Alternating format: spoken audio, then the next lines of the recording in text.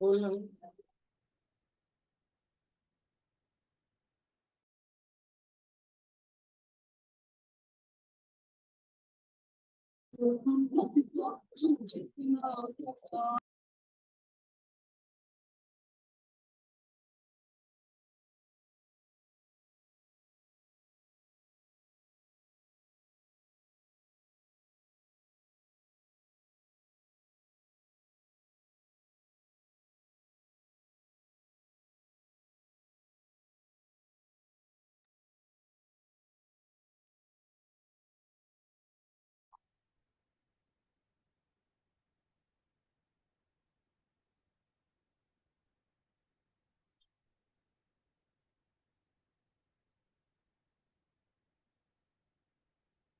Light बंद कर दो, वो खोल दो।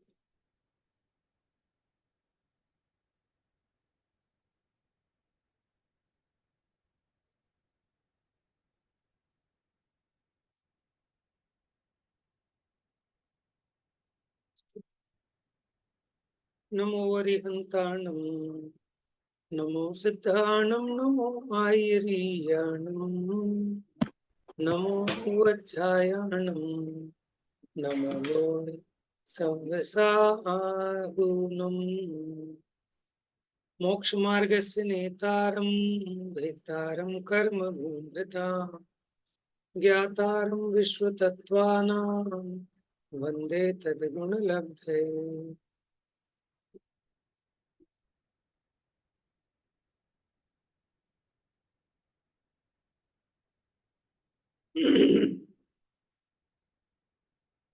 तो यहाँ हमारी चर्चा नाम कर्म की अभेद अपेक्षा कहें तो 42 प्रकृति और भेद विवक्षा में कहें तो 93 प्रकृतियों की चर्चा ये पूरी हो गई थी। भैया एक प्रश्न रह गया था। हाँ, ये प्रश्न रह गया, चलिए पढ़िए। नहीं नहीं, पहले पूछा था मैंने एक बारी क्षणिक उपादान और त्रिकाली उपादान, वो वाला प्रश्न रह गया था, बीच में क्लास लीव हो गई थी। चलिए अभी समझा देते हैं, है ना। लाइट बंद कर बेटा।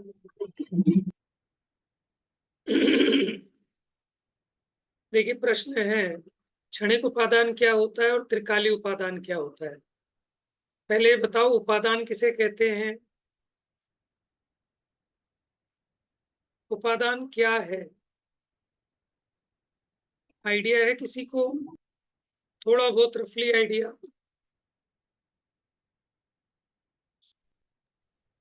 भैया वैसे तो नहीं पता, शायद निमित्त। क्या बताया? निमित्त निमित्त होता है भैया। निमित्त, ठीक है, निमित्त इससे रिलेटेड है क्योंकि उपादान को याद किया जाता है निमित्त के साथ। निमित्त उपादान, ठीक है। उपादान का मतलब वैसे होता है ग्रहण करना, लेकिन ये जैन दर्शन के एक विशेष शाब्दिक शब्द है। निमित्त तो आप जगत में बहुत सुनते हैं, लेकिन यहाँ उपादान। देखिए किसी भी कार्य के होने में अनेक कारण चाहिए। मुख्य रूप से उन कारणों को दो भागों में बांटा गया, एक निमित्त कारण और एक उपादान कारण। ठीक है, ये दोनों क्या है? कारण है। कारण दो प्रकार के, उपादान कारण और निमित्त कारण। उपादान कारण क्या है कि जो वस्तु का माने वस्तु में एक ऐसी योग्यता है जिसके कारण वस्तु कार्य रूप में परिणमित होती है। ऐसी वस्तु की मूल शक्ति वस्तु की मूल शक्ति वो है उपादान। और जब मूल शक्ति में कार्य रूप परिणमने की योग्यता होती है, उस समय बाहर में भी कोई ना कोई नियम रूप निमित्त होता है, माने कोई साधन होता है बाहर में। जैसे उदाहरण देखें, घड़ा बनना, तो घड़ा एक कार्य है। अब उसका कारण क्या है? तो अगर हम कारण की खोज करें तो हम कहते हैं कुम्हार कारण है, क्योंकि कुम्हार घड़ा बनाता है। ठीक है, लेकिन आप एक बात बताओ, क्या कुम्हार घड़े रूप परिणमित होता है? क्या कुम्हार उस घड़े की मूल शक्ति है? नहीं। तो मिट्टी वो स्वयं घड़े रूप परिणमित होती है, तो वास्तव में देखा जाए तो घड़े की उत्पत्ति में मूल कारण, ठीक है, माने उपादान कारण वो मिट्टी है, और कुम्हार वो निमित्त कारण है। निमित्त किसे कहते हैं कि जो स्वयं तो कार्य रूप परिणमित नहीं होता, लेकिन जब कार्य की उत्पत्ति होती है तो उसमें सहायक होता है, ठीक है, कार्य की उत्पत्ति के अनुकूल होता है। अनुकूल माने उसके सहायक होता है। जैसे मास्टर जी, बच्चे में अपने आप समझने की योग्यता है, तो वो अपने ज्ञान की शक्ति से सीखता है, लेकिन उसमें अनुकूल निमित्त या तो कोई पुस्तक होती है या मास्टर जी होते हैं, ठीक है। तो अभी मोटा मोटा आपको समझ में आ गया कि वस्तु की मूल शक्ति, ठीक है, तो वो जो स्वयं कार्य रूप परिणमित होती है, ऐसी वस्तु की सहज शक्ति वो उपादान कारण है। और जो स्वयं कार्य रूप तो परिणमित ना हो, लेकिन वस्तु के अनुकूल हो, उसके सहायक हो कार्य की उत्पत्ति में, तो वो कहलाता है निमित्त कारण। अब मेरा प्रश्न है, निमित्त और उपादान में से स्वद्रव्य कौन होगा? निमित्त होगा कि उपादान होगा? भैया उपादान होगा। राइट, उपादान होगा। ठीक है। जिस वस्तु में कार्य हो रहा है उसका स्वद्रव्य कौन है? उपादान, ठीक है। और निमित्त क्या होगा? वो परद्रव्य होगा। जैसे घड़ा बनता है तो मिट्टी जो है वो घड़े का स्वद्रव्य है, वो तो उसका उपादान कारण है, असली कारण है। लेकिन जब घड़ा बन रहा है तो उस घड़े के बनने में कुम्हार अनुकूल है, कुम्हार सहायक है, तो कुम्हार हो गया निमित्त कारण, ठीक है। अब प्रश्न ये खड़ा होता है, कार्य उपादान से होता है कि निमित्त से होता है? बताइए। भैया तो दोनों से दो होगा। राइट, ठीक है, दोनों से होगा। ये तो बात ठीक है, दोनों से होगा। लेकिन फिर भी अगर हम इसमें और गहराई देखें तो घड़े रूप परिणमित तो मिट्टी को होना है ना। चलो अब छोड़ो उस चीज को। जैसे सम्यक दर्शन एक कार्य है, ठीक है।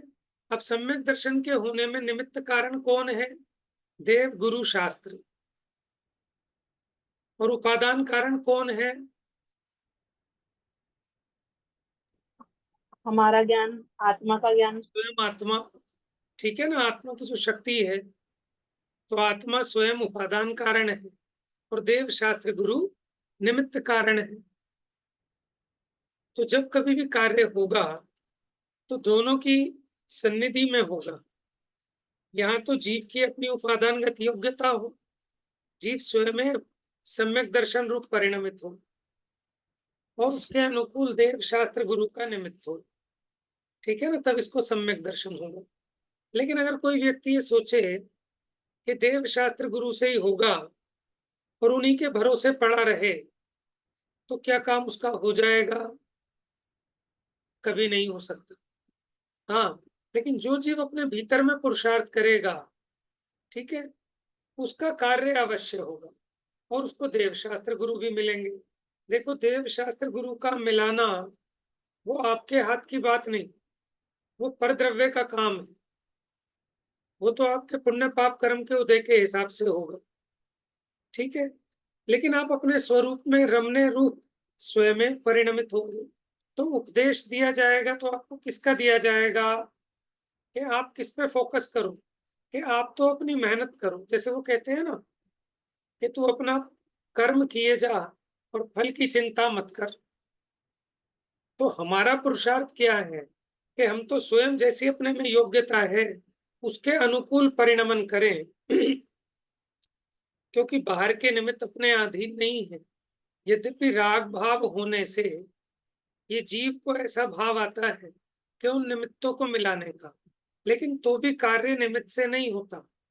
कार्य का नियामक कारण तो उपादान है, क्योंकि ये निमित्त तो जीव को अनंत बार मिले, कितनी बार समूह शरण में गया तो भी ये जीव सुधरा नहीं, क्योंकि इसका उपादान जागृत नहीं हुआ।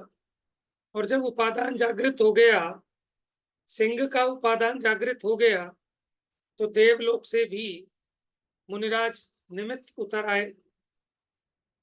बात समझ में आ रही है? तो अध्यात्म में मुख्यतः रहती है उपादान की, द्रव्यानुयोग की शैली में, प्रथमानुयोग, चरणानुयोग आदि में और कर्णानुयोग में निमित्त की प्रधानता से कथन किया जाता है। ठीक है, कथन कभी उपादान की प्रधानता से होता है, कभी निमित्त की प्रधानता से होता है, लेकिन कार्य तो उपादान से ही होता है, निमित्त तो उसमें अनुकूल और सहायक होता है। बात समझ रहे हैं? इसलिए अच्छा, अब चलो, उपादान अगर नियामक कारण है तो उपादान तो हम सबके पास अनादि से है कि मैं सम्यक दर्शन रूप परिणमित हो जाऊं, मैं मोक्ष रूप परिणमित हो जाऊं, ऐसा उपादान शक्ति तो सब में है ना। लेकिन क्यों नहीं हो गए? आप ये भी नहीं कह सकते निमित्त नहीं मिला, निमित्त भी मिल गया देव गुरु धर्म का और उपादान भी है, फिर काम क्यों नहीं हो रहा? बताइए, अपने विचार प्रस्तुत कीजिए, जरूरी नहीं है कि ठीक हो आपका, बात ये है। काल भैया लब्धि नहीं आई भैया, इसलिए पांचों समवाय मिलेंगे तभी तो काम होगा। ठीक है, यह तत्समय की योग्यता, यस, तत्समय बहुत की बढ़िया, योग्यता। बहुत बढ़िया।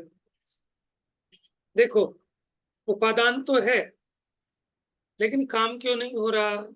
कि उपादान भी दो तरह के, एक होता है त्रिकालीय उपादान और एक होता है क्षणिक उपादान।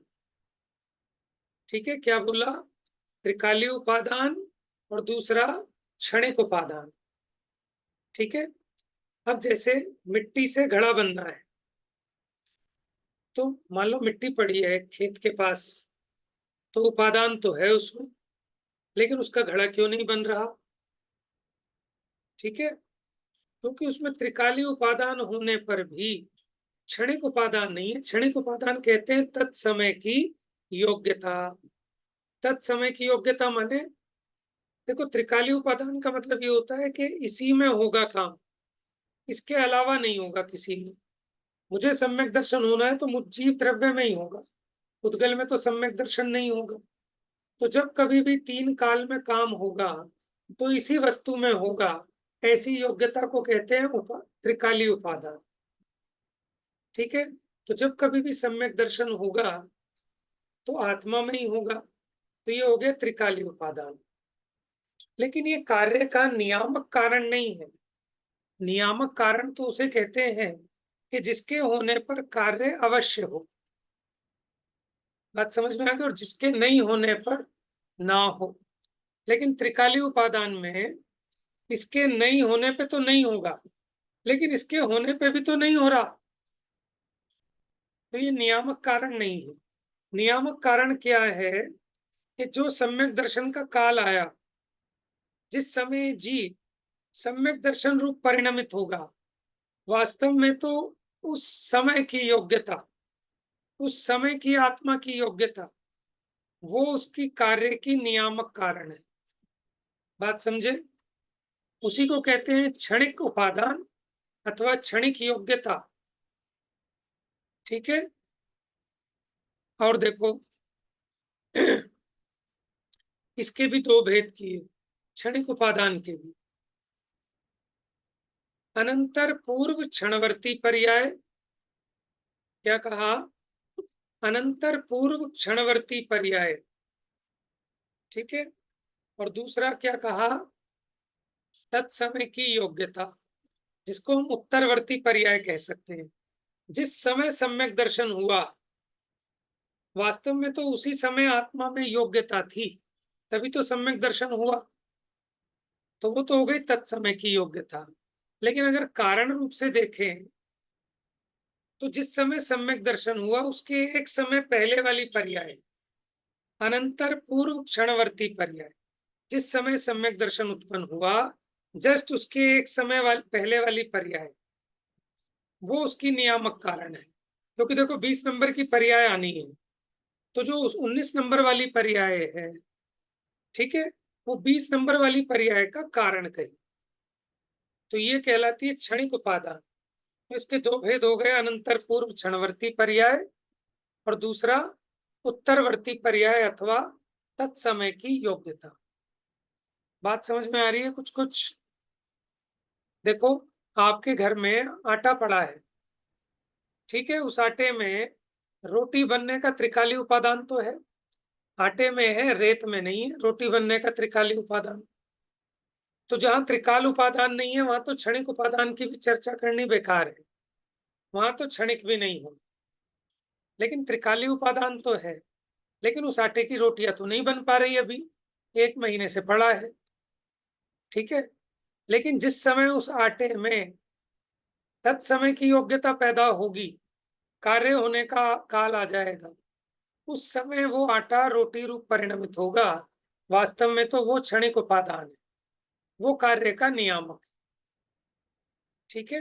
तो आप मोटा मोटी 2 बात याद रखो, एक त्रिकाली उपादान और दूसरा क्षणिक उपादान। त्रिकाली उपादान को उसकी त्रिकालवर्ती शक्ति के उसी में से कार्य उत्पन्न हो सके ऐसी योग्यता, और क्षणिक उपादान माने उसकी तत्समय की योग्यता, कि जिस समय वो कार्य रूप परिणमित हो वही उसकी असली योग्यता है, वो कार्य की नियामक कारण है। अब आपका कोई प्रश्न है तो पूछ सकते हैं। भैया मेरा है। जी। मेरे को एक डाउट ये है, जैसे आपने कहा कि जो तत्समय की योग्यता एक तो, और एक उससे पहले आपने बताया अनंतर पूर्व क्षण क्षणवर्ती पर्याय, क्षण क्षणवर्ती पर्याय, अनंतर क्षणवर्ती अनंतर पर्याय, अनंतर पूर्व, अनंतर पूर्व क्षणवर्ती पर्याय, अनंतर पूर्व क्षणवर्ती पर्याय, ठीक है। तो जैसे मान लो आपने कहा कि भाई 20 नंबर की पर्याय है तत्समय की योग्यता वाली, जिसमें कि मुझे सम्यक दर्शन हुआ, तो यानी कि 19 वाली पर्याय में मुझे मिथ्या दर्शन था, है ना। तो आपने कहा कि अनंतर पूर्व क्षणवर्ती पर्याय कारण है उस 20वीं पर्याय का। राइट। तो अगर मेरे को मिथ्या दर्शन मेरा कारण था मेरा सम्यक दर्शन होने का, तो अब वो जो 21वीं पर्याय मेरी आएगी उसमें तो मुझे सम्यक दर्शन है ही, तो वो मेरी 21वीं पर्याय का सम्यक दर्शन का कारण, तो फिर वो 20वीं पर्याय यानी कि सम्यक दर्शन ही सम्यक दर्शन का देखो, कारण हो सुनो गया फिर तो। सुनो सुनो सुनो सुनो, प्रश्न बहुत अच्छा है आपका, और बहुत ही दार्शनिक प्रश्न है ये, जो वाद विवाद किया जाता है, न्याय का प्रश्न है ये। इस प्रकार के प्रश्न न्याय ग्रंथों में उठाए जाते हैं। देखिए, अब मैं इसमें बहुत सारी बातें बताऊं। एक तो आपने 4 अभाव पढ़े हैं, ठीक है, 4 अभाव में आपने प्राग भाव पढ़ा है, वर्तमान पर्याय में पूर्व पर्याय का अभाव, ठीक है, और वर्तमान पर्याय में आगामी पर्याय का अभाव, प्रध्वंसा भाव। तो जब एक पर्याय में दूसरी पर्याय का अभाव है, तो उन 2 पर्यायों में कारण कार्यपना कैसे होगा, ठीक है। आपका कहना ये 19वें नंबर की पर्याय, वो तो आपने जो पूछा, अभी आ रहा हूं उस प्रश्न पर।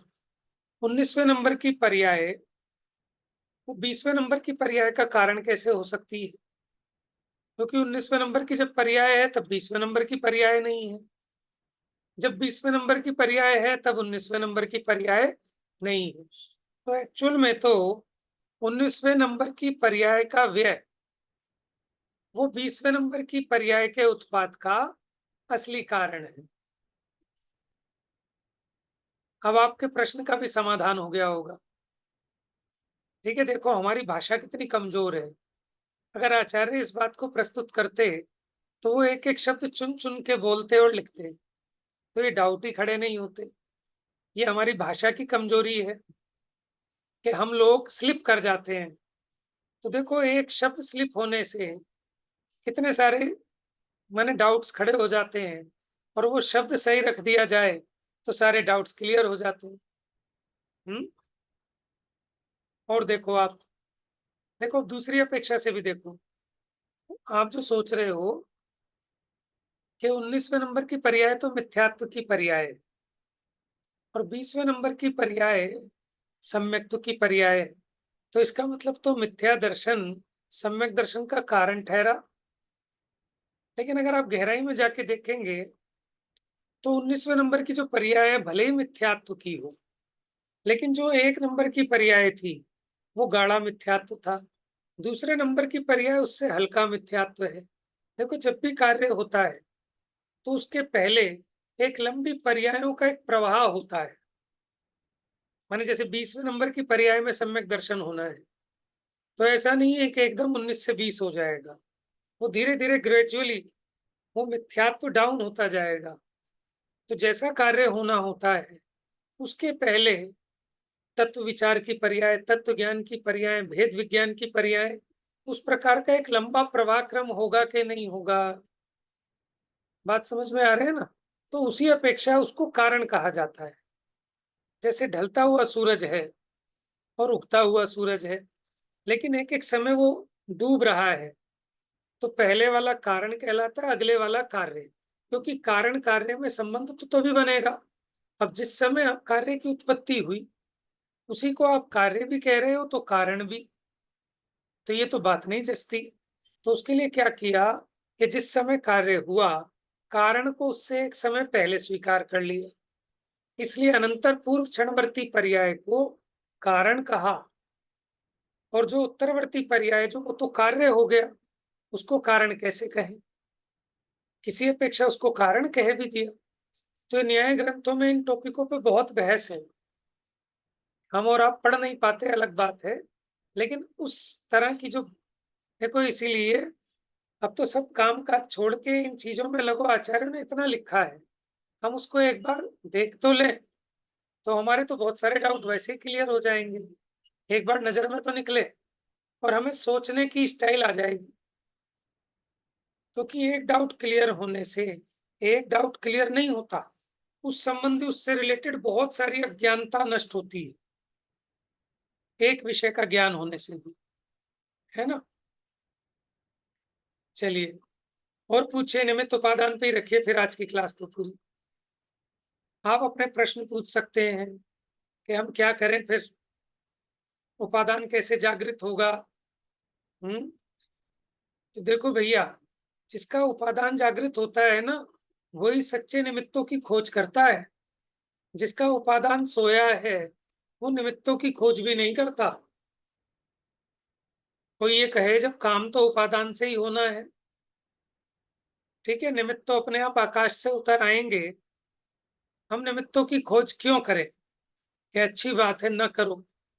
लेकिन जिसका उपादान जागृत होता है ना, उसको ऐसा परिणाम आए बिना रहता ही नहीं कि मैं सच्चे गुरु को ढूंढूं, अच्छी जिनवानी पढ़ूं, भेद विज्ञान करूं, साधर्मियों का संग करूं, मंदिर जाऊं। बात समझ में आ रही है? तो यही है कि कार्य होने से पहले उसके अनुकूल परिणाम होंगे ना सारे, पीछे की पर्यायें भी उसी के अनुकूल होंगी। जब समुद्र आने वाला है, ठीक है, तो धीरे धीरे उसकी पहले आपको ठंडी हवा, टेम्परेचर डाउन होता हुआ नजर आएगा ट्रेन में। आप कहोगे हाँ, अब शायद हम पहुंचने वाले हैं।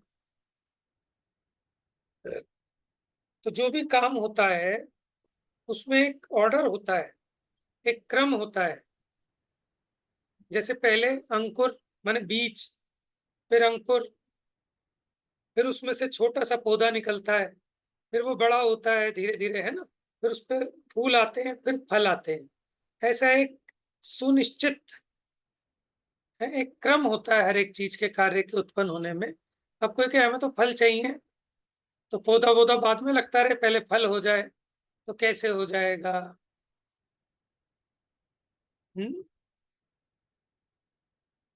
और बताइए। भैया, जैसे ऐसे कहते हैं कि मुनिव्रत धार अनंत बार ग्रेवक उपजायो, पैनी जातम ज्ञान बिना सुक्लेश न पायो। तो जैसे कि भाई हमने इतनी बार मुनिव्रत किया है कि भाई पीछे के मंडल के ढेर लग जाएं, तो हमें ऐसे अनादि से अब तक क्या कभी सम्यक दर्शन हुआ ही नहीं होगा? देखो, पहली बात तो अना समझना, एक मिनट। द्रव्यानुयोग के व्याख्यान की पद्धति ऐसी ही है। द्रव्यानुयोग के व्याख्यान की पद्धति आप देखेंगे ना, 8वां अध्याय। हाँ जी, ये जो मोक्ष मार्ग प्रकाशक पढ़ना चाह रहे थे, अभी हम 8वां अध्याय पढ़ा रहे हैं सुबह। तो आप लोग उसमें से देख के उसको पढ़ें, आपको बहुत स्पष्ट होगा 8वां अध्याय। उसमें उपदेश का स्वरूप आया कि हम कोई भी उपदेश पढ़ें चारों नियोगों का, तो उसको समझने की स्टाइल क्या है, उपदेश को समझने की स्टाइल। तो वहां ये लिखा कि द्रव्य नियोग में जीव को आत्मानुभवन कराने की मुख्यता से उपदेश देते हैं। इसलिए वहां जो जीव क्रियाकांड में तो मग्न है लेकिन आत्मानुभवन का उपाय नहीं करता, तो वहां उसको इन व्यवहार क्रियाओं का हीनपना दिखाते हैं। व्रत संयम नियम आदि का हीनपना दिखाकर भी उसको आत्मानुभवन में लगाते हैं। समझ में आया वहां टारगेट क्या है कि जो जीव आत्मानुभवन का भेद विज्ञान का उपाय नहीं करते, उनकी मुख्यता से खींचकर इस प्रकार उपदेश दिया। तो जो व्यवहार व्रत संयम नियम है उनका हीनपना प्रकट किया, उनका निषेध किया। तो वो अध्यात्म उपदेश की शैली ऐसी है। तो जो इस चक्कर में तो लगता है कि मुझको मुनि बनना है, लेकिन अपने आत्मा को जानने का उपाय नहीं करता, सात तत्वों के श्रद्धान का उपाय नहीं करता, तो उसको समझाते भैया ऐसे ऐसे मुनि व्रत तो तूने अनंत बार धारण किए, ठीक है ना। और इससे भी बढ़िया बढ़िया इतना बढ़िया द्रव्यलिंगी बना कि 9वें ग्रह तक भी गया, ठीक है। लेकिन कर्णन योग का नियम है ना कि जा सकता है ना अज्ञानी भी मुनि बन सकता है, और इतनी साधना करे मिथ्या दृष्टि रहते रहते भी 9वें ग्रह तक जा सकता है, इतने परिणामों में कषायों की मंदता कर सकता है। तो उसको वहां इसको समझाना है कि जो इन चीजों में ही मग्न है,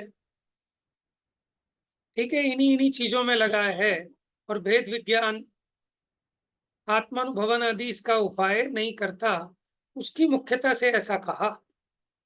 लेकिन जिसके जीवन में कोई व्रत आचरण है ही नहीं और वो इस उपदेश की मुख्यता करे तो दुर्गति ही होगी। टोडरमल जी ने लिखा भी है। बात समझ में आ रही? तो आप देखो वहां तो इसलिए लिख दिया, एक तो अध्यात्म की मुख्यता है, जीव को आत्मानुभवन की तरफ ले जाना है। दूसरा, ऐसा कोई जरूरी नहीं है कि सभी जीव अनंत बार मुनि बने हों, वो तो एक सामान्य कथन है सभी जीवों की अपेक्षा, ठीक है। ऐसा जरूरी नहीं है कि इतनी इतनी बार मुनि बना ही बना हो।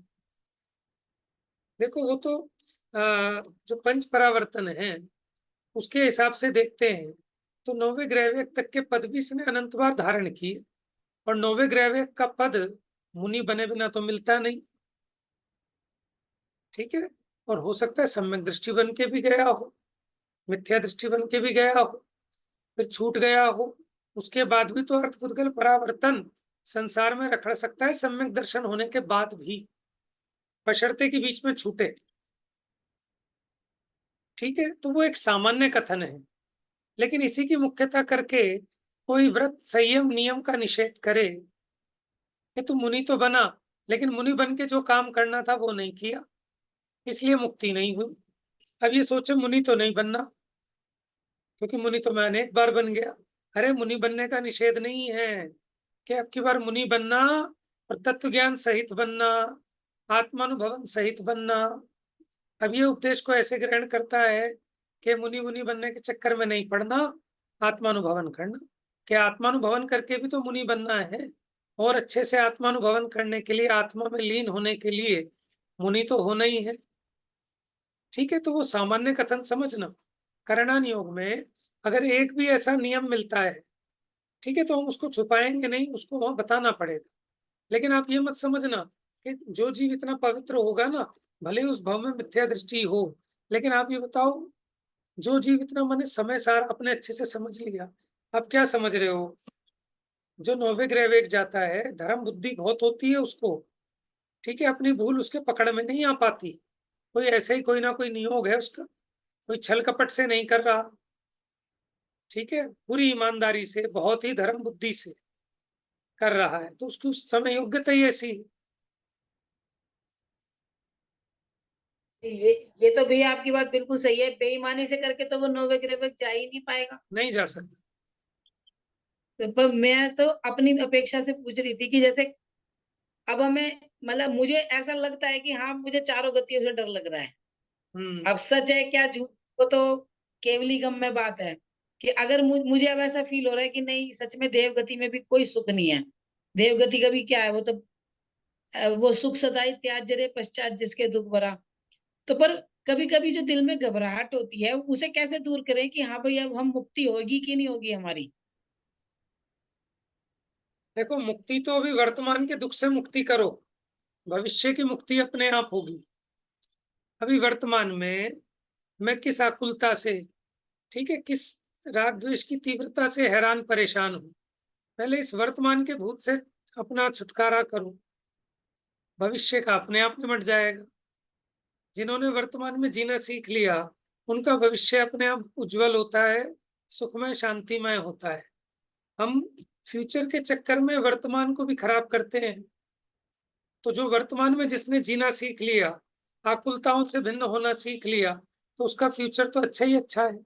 फ्यूचर की क्या चिंता करनी है हमें? हमें तो अपने को हर एक एक समय का वर्तमान है, हर समय के अपने वर्तमान को संभाल लेंगे, हो गया बढ़िया काम। छोटा सा ही तो काम है, बहुत लंबा प्रोजेक्ट नहीं है। अभी इस समय मुझे राग द्वेष रूप परिणमित नहीं होना, तो दुख नहीं होगा। और राग द्वेष रूप परिणमित होते हैं तो दुख होता है। मुझे किसी की भलाई बुराई के चक्कर में नहीं लगना। आपने 2 मिनट अपने को बचा लिया, हो गई आकुलताओं से छुटकारा। अब अगले फिर 2 मिनट आएंगे तब वो अभ्यास कर लेना, और धीरे धीरे हैबिचुअल हो जाएगा जीव उसका। तो पुरुषार्थ हमने सिर्फ वर्तमान में करना है, भविष्य के लिए कोई पुरुषार्थ नहीं है। ये वर्तमान का जो पुरुषार्थ है यही सब भविष्य को भी बना देगा। एक समय की कमाई तू अनंत काल खाएगो, बनारसी दास जी ने लिखा ना कि एक समय की कमाई अनंत काल खाएगा। ये जीव एक समय के लिए अपना जो आत्मानुभवन करता है और फिर अनंत काल तक मुक्ति में वो सुख भोगता है। बयाना हो गया ना मोक्ष का।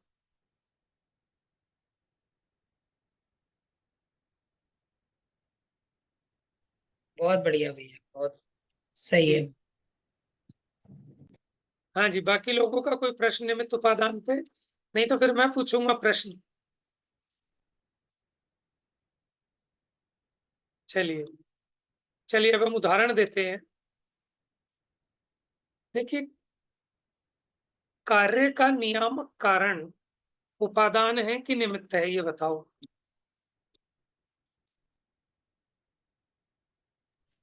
उपादान ही लगता है भैया, उपादान।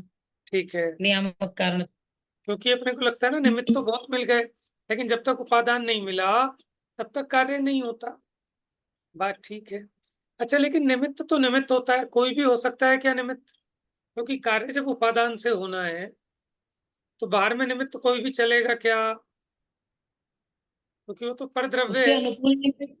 उसके अनुकूल अनुकूल होना निमित्त चाहिए, होना। शर्त है अनुकूल होना चाहिए। हाँ। जैसे जल, मछली के चलने में निमित्त है लेकिन मिट्टी नहीं है। समझ गए आप?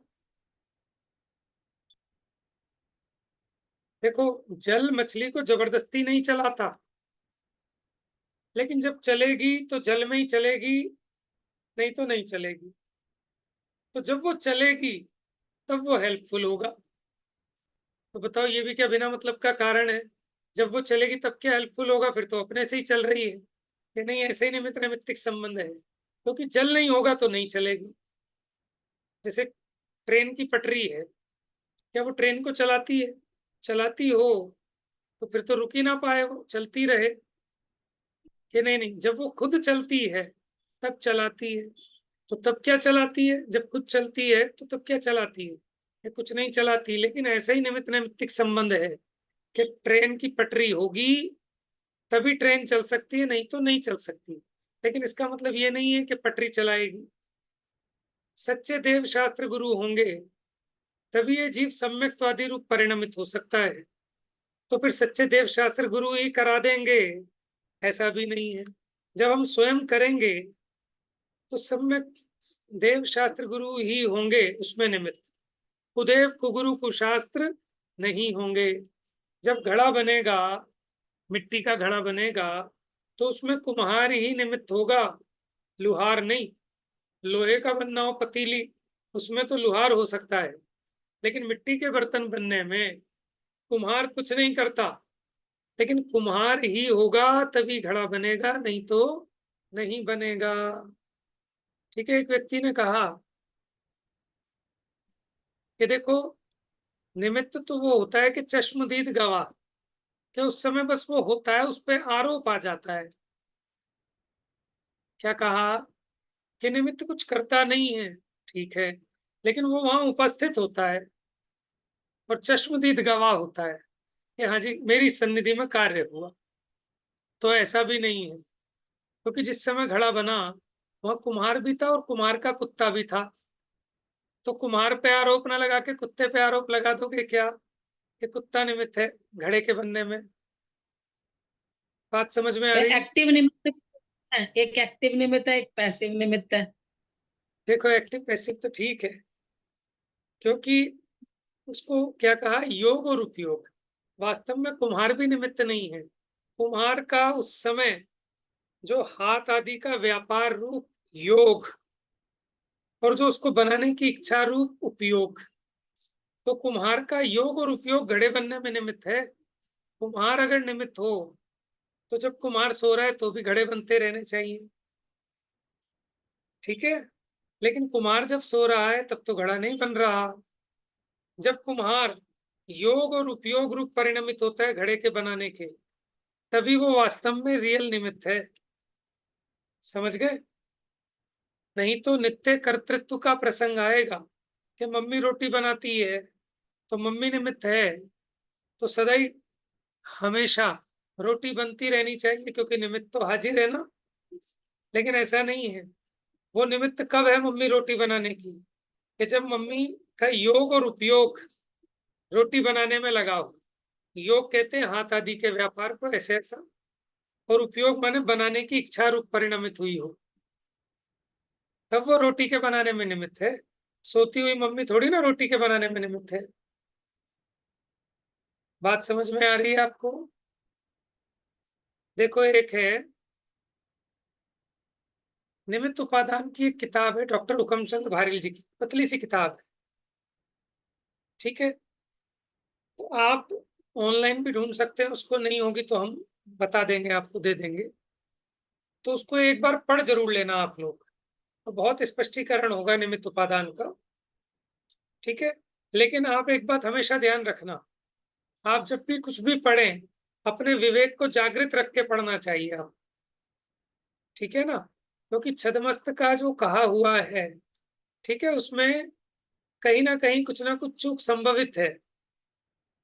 तो आपको अपनी बुद्धि को जागृत करके थोड़ी गुंजाइश रखते हुए कि ये सत्य यही पूरा नहीं है, ठीक है, ये आंशिक सत्य है, और अभी तो बहुत है सत्य। तो होता क्या है, जो हमने 20 साल चीजें पहले पढ़ी थी, सीखी थी, आज भी हमारा डेली उसमें करेक्शन होता है कि नहीं नहीं, हमने सही नहीं समझा, इसमें और ये डिटेल्ड है। हम क्या करते हैं, अधूरे सत्य को ही पूरा मान बैठते हैं, बहुत बड़ी गलती है। तो धीरे धीरे अब समझ में आता है। अब हम सच्ची बात पढ़ते हैं ना, तो भी हमें गुंजाइश रखते हैं कि नहीं, अभी खोज की और आवश्यकता है। अब हम थोड़ी सी स्पेस रखते हैं कि अब कोई नई चीज आएगी तो हम उसको स्वीकार कर लेंगे, क्योंकि दूध का जला छाछ भी फूक फूक कर पीता है ना। पहले हम छोटी छोटी बात में अड़ जाते थे, बहस करते थे, लेकिन जब अपनी गलतियां धीरे धीरे, जब गहरा अभ्यास होता है तो पकड़ में आती है कि अपेक्षा ऐसी भी हो सकती है, ऐसा भी हो सकता है। तो आपका चित्त उदार होता जाएगा, आपकी बुद्धि उदार होगी, तो आपका चित्त उदार होगा। फिर आप सबकी बात को स्वीकृत कर सकते हैं कि हाँ, ये भी एक अपेक्षा है। बताइए। भैया मुझे लगता है ये क्रम भी सबके साथ आता है क्या? हाँ, नहीं क्योंकि चाहिए। मेरे साथ भी ऐसे ही होता। पहले मुझे भी ऐसे ही कि नहीं नहीं ये तो ऐसे ही है, नहीं ये तो ऐसे ही, अब लगता है अरे तेरे ही ज्ञान में कमी थी, ये तो ऐसे भी है और ऐसे भी है और ऐसे भी है। बराबर। बिल्कुल आपने एकदम सच्ची बात कही है, तो ऐसा ही होता है। तो ये इस चीज का परिचय है कि अपने चित्त में अनेकांत रच बच रहा है। समझ में है ना? अनेकांत ऐसे हृदय में बस जाना चाहिए, तो हमें किसी का कथन कोई गलत नहीं लगेगा। हाँ, उसकी विवक्षा गलत है, बस इस अपेक्षा कथन गलत हो जाता है, ठीक है ना। लोग कहते हैं कि अन्य मत वाले भी वही बात कह रहे हैं जो आप कह रहे हो, उनकी बात गलत और आपकी बात सही क्यों? कि भैया उनके पास विवक्षा नहीं है, और हम जो बात कह रहे हैं वो किसी विवक्षा से कह रहे हैं। 7 अंधों की कहानी सुनी है ना आपने? एक ने कहा हाथी खंबे जैसा है, तो गलत। एक ने कहा हाथी झाड़ू जैसा है तो गलत, ठीक है, लेकिन आंख वाला कहता है कि हाथी